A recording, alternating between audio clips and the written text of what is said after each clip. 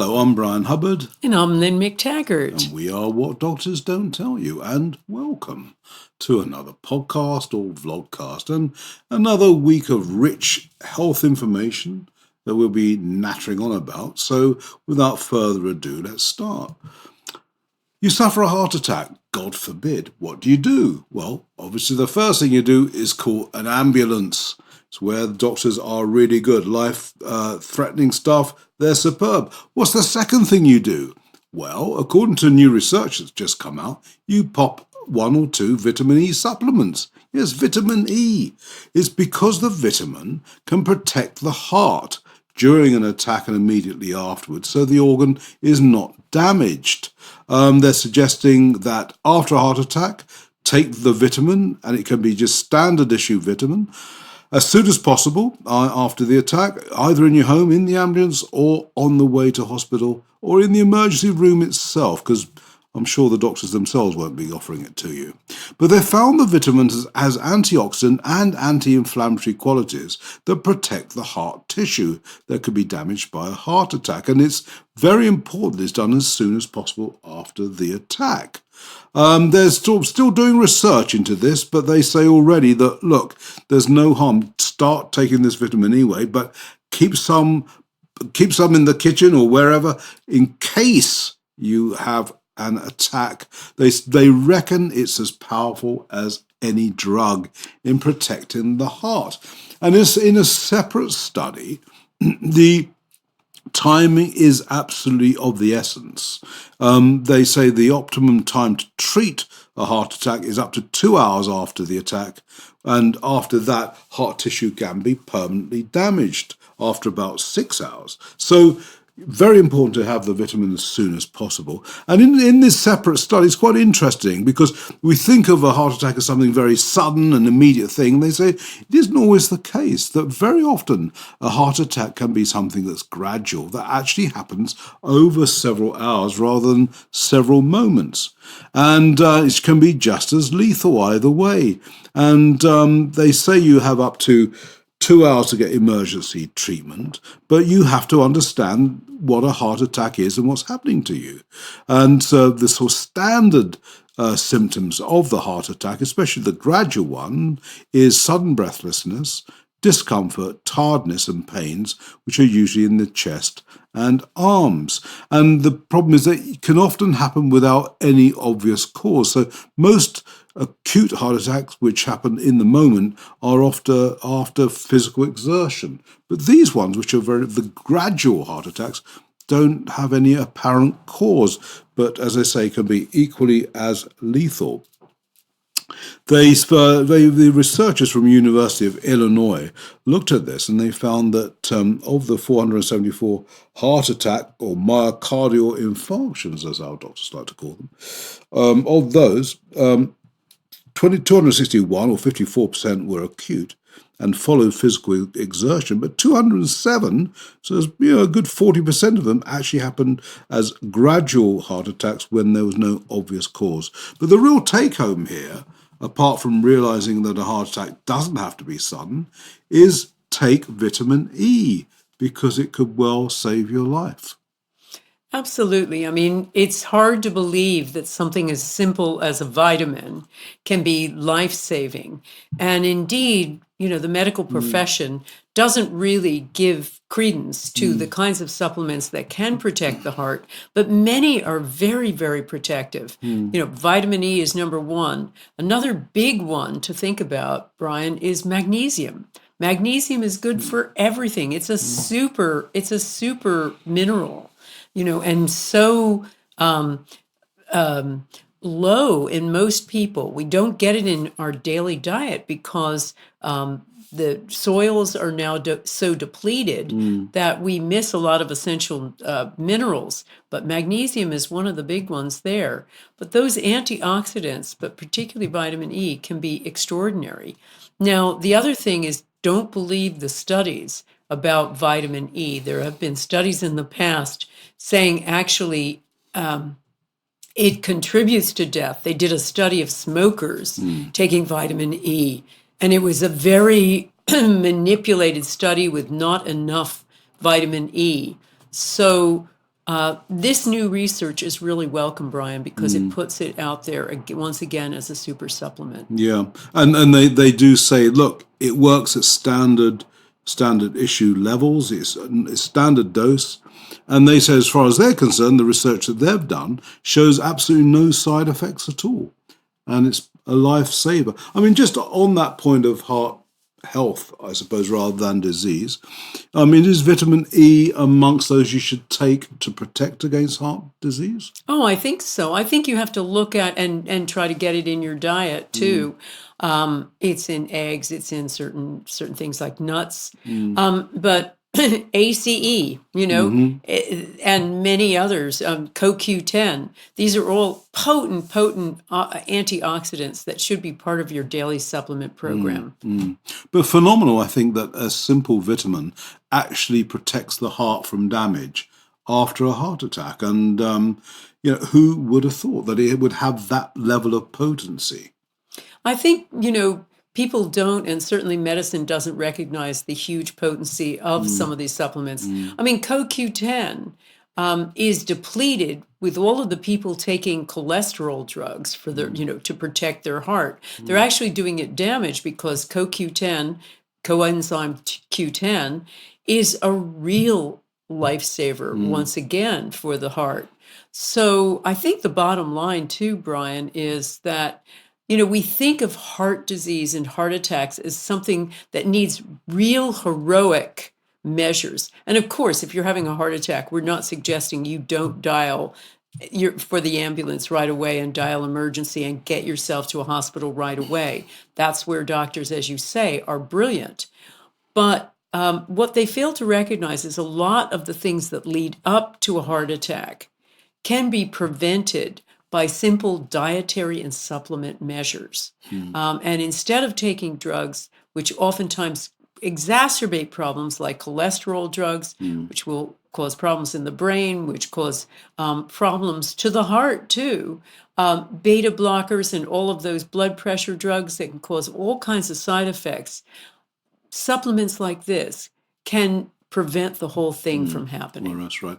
I mean, I did a review of a study recently which showed that 40% of all deaths around the world are directly related to diet and nutrition. So, so that would be an enormous preventative if people actually ate well and took supplements. But good to know that the vitamin E should be in your first aid kit for any sudden emergency. Absolutely. Thanks, Lynne. We've just been discussing how a simple supplement, vitamin E, can help protect the heart immediately after a heart attack and reduce any damage, and is just as powerful as any drug, as researchers said. Well, there's another supplement out there that seems to be doing wonders for schizophrenia. Now, schizophrenia is one of those big, difficult mental problems, as they describe it, but there isn't really a good treatment out there or that's conventional that seems to be working at all well. But there is an alternative, a supplement that does. It's known as the brain supplement. It's Sarcosine. And the researchers have done some work on this and reckon it's a logical treatment because it helps restore brain functioning after a schizophrenic attack. And the researchers at Queen Mary University of London are confident that Sarcosine could become part of standard treatment within just a couple of years. What it does, it seems to rebuild receptors for glutamate, which is a neurotransmitter that helps the brain function healthily. And so without glutamate, people suffer psychosis, which is a common symptom of schizophrenia. And the researchers stepped back from saying, well, that's all you need. Don't take the conventional therapies as well. But they do say it should certainly at least supplement the conventional treatments for schizophrenia. And they do warn that Sarcosine doesn't mix well with antidepressants. So, and the cocktail of the two can trigger hypomania, which is feelings of euphoria. So despite that, on its own, it seems to be doing the job pretty well. And And they say it's defensible and evidence-based. So the day is not far off when yet another simple supplement actually has big benefits, way beyond anything that people think it could. In the meantime, if you don't take Sarcosine as a supplement, it is in egg yolks, turkey, and legumes. But supplement is what the researchers studied, and they said it's extremely effective. Well, it's probably also a higher level than you get in ordinary foods, and you may need that as a schizophrenic. One of the interesting things about so-called mental issues that orthomolecular scientists and doctors see is that sometimes people who have so-called mental illnesses have a slightly different need for certain minerals or vitamins. For instance, we knew someone who had so-called schizophrenia, but he was just an overproducer of copper. So it was like somebody with a different recipe for a cake, and you have to follow the recipe. So by giving him, for instance, more zinc, that just calmed down his episodes.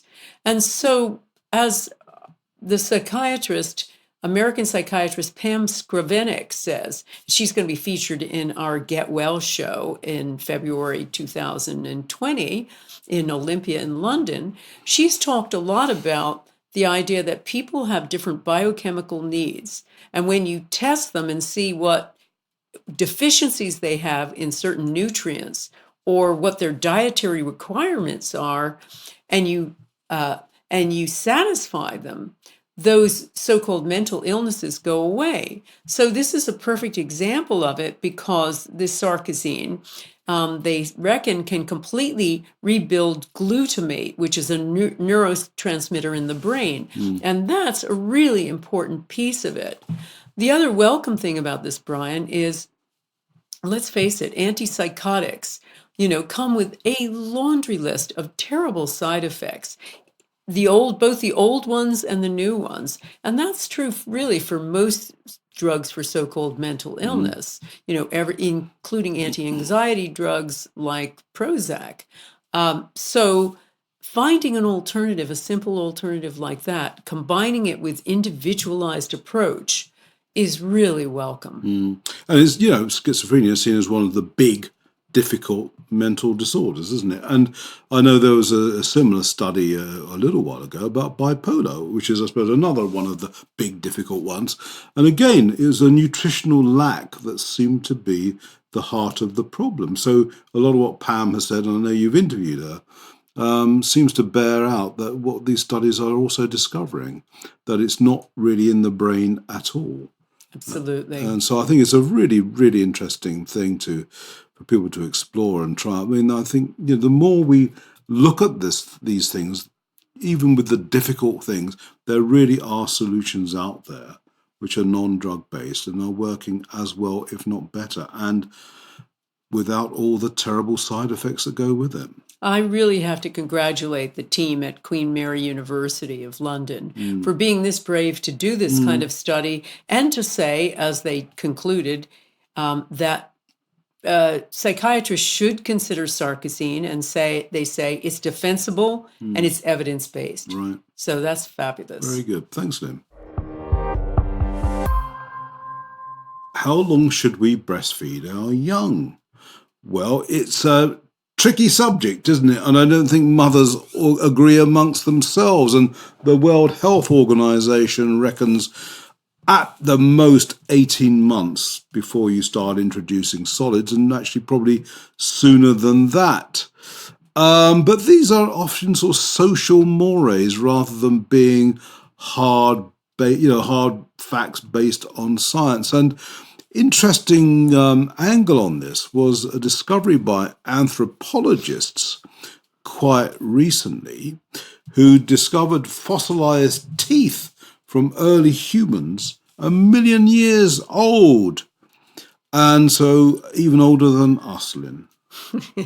And they found that, in fact, our early ancestors were feeding their young for twice the amount of time that the World Health Organization says is appropriate. So they were breastfeeding their young for 3 to 4 years. And I know there are organizations around to this day who actually do say to mothers, if you want to breastfeed that long, that's fine. You don't have to put up with the social pressures and the haughty looks, because maybe your baby does need it. And it seems that the anthropologists at the Bristol University might agree, because these early humans, as they were doing just that. So maybe we should be doing the same. Well, I think we definitely need to change our culture around it, Bryan. I mean, right now there is an attitude, because so many women are in the workplace, there is an attitude not of discouraging breastfeeding, but kind of saying it's okay if you don't. Don't feel like a failure. Instead of encouraging and helping women learn how to do it, because it's a learned skill. Sure. It takes a little bit of a knack on both mother and baby. But that is, okay. If you don't know how to do it in the first week or so, it's okay. It's fine. Bottle's just as good. Well, this is not to disparage the people out there who couldn't breastfeed, but bottle isn't as good. There's no question about it. Even medicine says that for so many different reasons. Babies have been programmed to breastfeed for a long time. And we all know that breastfeeding is considered weird in public. I mean, I remember when, our oldest daughter was young and I was breastfeeding her very discreetly in a cafe. I had a waitress come over to me and say, "You can't do that here. It's unhygienic." And I just kind of giggled, thinking about... You can't eat in a cafe. Yeah. No, you can't. Yeah. Well, and I was amazed by that, and amazed by a number of, people's attitudes in general, as though it's something weird and terrible and should be hidden away. And I think that's the problem with the culture. It also makes it really hard for mothers, because they're due back at work so quickly. They have to go to heroic lengths to pump and do all of that other stuff. But all you have to do is look at a group of 5-year-olds in nursery school or kindergarten, and see that almost all of them are sucking their thumb. Now, there's a good reason for that. There is a sucking instinct that goes on for a long time. So we need to recognize that it's, good for mother and baby, and set up special units, in my view. Yeah. I mean, it's a tricky one, isn't it? There are a lot of women who don't want to breastfeed for very long, but equally they're not encouraged to do so, are they? And the information they get is about getting onto solids as quickly as possible, or supplement that with orange juice. Do you remember that? We used to be told, well, you should have orange juice with your breast milk, as if that wasn't sufficient for the baby. So there are all sorts of things going along, and there's now, in addition to that, the social media pressures as well. And, there's no right answer, is there? Is whatever the mother feels comfortable doing. But if she were encouraged to consider longer breastfeeding, well, just look back a million years, she'd be immediately at home. Yeah. So there's a lot of evidence for it. Also there is the whole thing that women aren't told. They think, if I breastfeed for a long time, it's going to be the same amount that it is when the baby is tiny. With the people I know who have breastfed for a long time, it's, once a day or something like that. With a baby is, slowly moved onto solids and all of that. So I think that there's such a need for information about this, and for the doctors to be educated too, because they're the ones dispensing the advice, and in many, many cases, they don't know themselves. Yeah. And of course, if our ancestors didn't get it right, we wouldn't be here today. And we are. So there Absolutely. You go. Okay. Parkinson's disease is a nasty degenerative disease which slowly affects the brain and destroys the brain cells. And as a result of that, people have said it's a disease of the brain. But actually, research that's just come out says, no, it's not a disease of the brain. It's a disease of the gut. Yet again, another disease that actually begins in the gut. The actual theory was mooted years ago, about 16 years ago, but was never finally proven. Well, now it has been by the Aarhus University in Denmark, who've actually tested on laboratory rats and have actually seen the disease migrate from the gut straight to the brain via the heart, which is very interesting. And because they say, a Parkinson's sufferer has a damaged nervous system to begin with. But if it's actually a build-up of these proteins in the gut, which actually started to happen 20 years prior the disease manifesting, this would suggest that the nervous system damage was actually part of that initial process and wasn't a separate issue at all. And the fact that it happens via the heart is also an important factor, because a Parkinson's sufferer can also have an affected heart. And yet they find that the process goes from gut to heart to brain. So really what we're seeing is nervous system problems early on, very early on, 20 years prior to the disease. Then the next stage is a damaged heart, and then finally gets to the brain. But it's all part of the same process, all but migrating directly from the gut. So yet another example then of the gut playing a primary role in these chronic conditions. It's one, we are almost covering this now once a week, aren't we? There's something starting in the gut. Well, Parkinson's is the latest. I'm really fascinated by this because Parkinson's is one of those really interesting diseases that also has a lot to do with, dopamine. And our colleague and friend, John Gray of Mars and Venus fame, found that he was developing Parkinson's after all of the fame he had with the publication of that book. His wife... Men are from Mars, women from Venus. Absolutely. Yeah. And his wife noticed that he was shaking. And he found that all kinds of connections between Parkinson's and ADHD and other things like that, where you're just overexcited and it causes all kinds of disruptions in the brain. But it's also an interesting thing about the gut issue, because he realized that he had so much that he had ADHD as a kid, and he had so much sugar and white bread and milk and things like that, that his gut was undoubtedly affected too. Right. Yeah. So all of these things conspired to create Parkinson's. But it really is fascinating to, as they say, death begins in the colon. And we're finding out more and more that, in a sense, the gut isn't the second brain, it's the first brain. Yeah.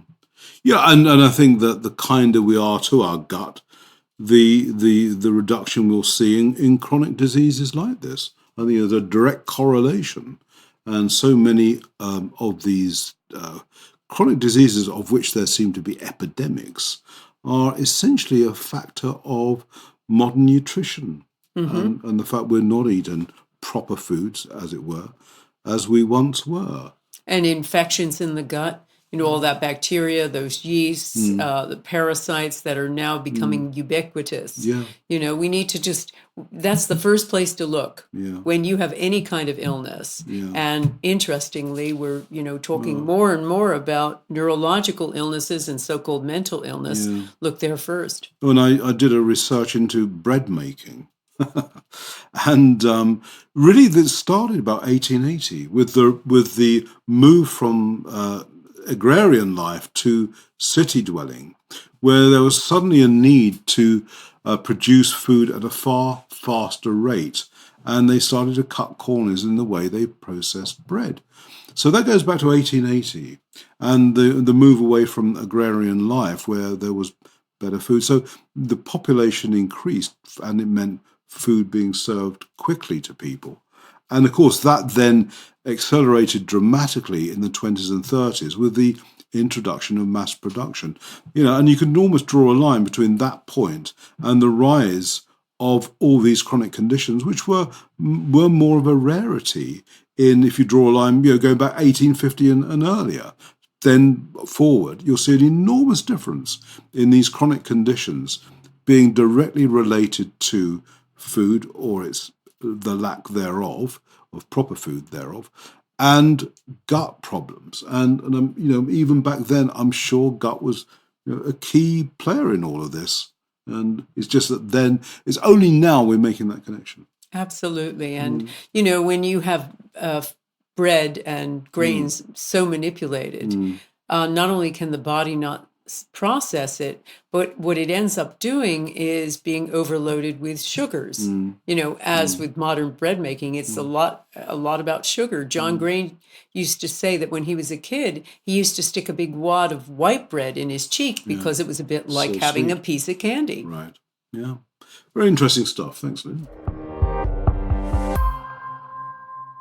What are some of the symptoms of growing old? The inevitable aging process seems to take its toll. And there are a few conditions that gerontologists, who are people who study aging, agree upon. Some of those, of course, unsteadiness, dizziness, memory loss, general ability to work the brain properly, all these things, and incontinence.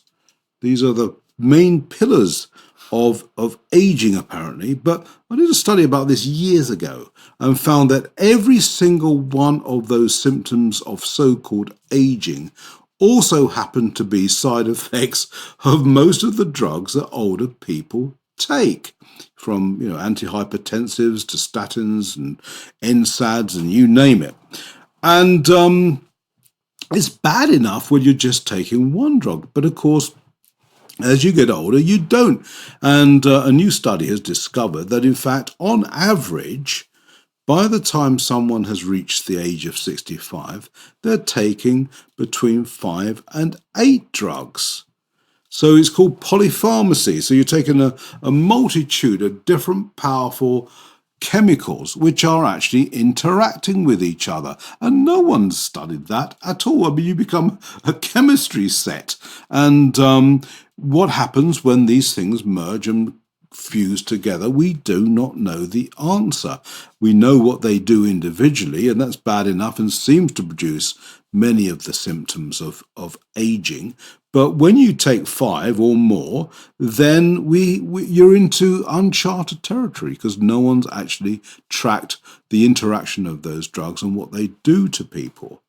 We do know that 53% of these taking up to 8 drugs a day will suffer a serious side effect. We know that much.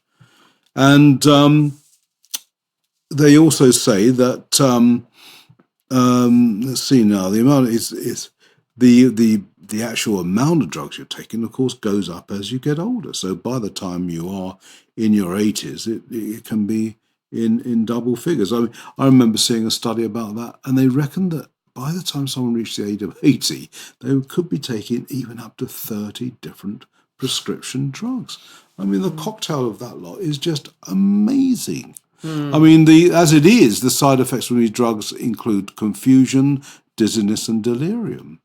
But it's the drugs, not old age. Absolutely. And one of the things that's fundamentally wrong is the idea that the body has systems that operate in a strictly linear fashion. We take a drug and it should take tab A and slot into slot B. But that's not the way the body works. As Dr. Bruce Lipton talked about in his various books, particularly The Biology of Belief, the body has holistic systems that not only will slot A affect, or tab A affect slot B, it'll affect C, slot C, D, E, F, G. And so the body sort of works in this interesting web. And when you start taking different drugs like this, they will affect different slots all over the body and then affect each other to completely unknown effect. So that when people are diagnosed as having certain declines, the first place you should look is what are the side effects of those drugs? Because chances are even your doctor doesn't know. No, they don't know. And of course, and it becomes a vicious circle. It's something we've spoken about before. That if someone reports a side effect and the doctor doesn't see it in his reference sheets, says, well, it can't be the drug. But it's just because it's not been reported, but it was the drug. So it's, it seems to be that the more drugs you take, the more likely you are to end up in hospital. So on which slightly bitter note, I suppose, we bid you adieu and stay well and, I won't say any more. But I'm Bryan Hubbard. Thanks for watching or listening. And I'm Lynne McTaggart. And don't worry, you can look up the side effects of these drugs. They're available online now. So before you get prescribed a drug and take it, have a look at it. Yeah. Good Do advice. the homework yourself. Good advice, Lynne. Thank you. Thanks indeed. Bye.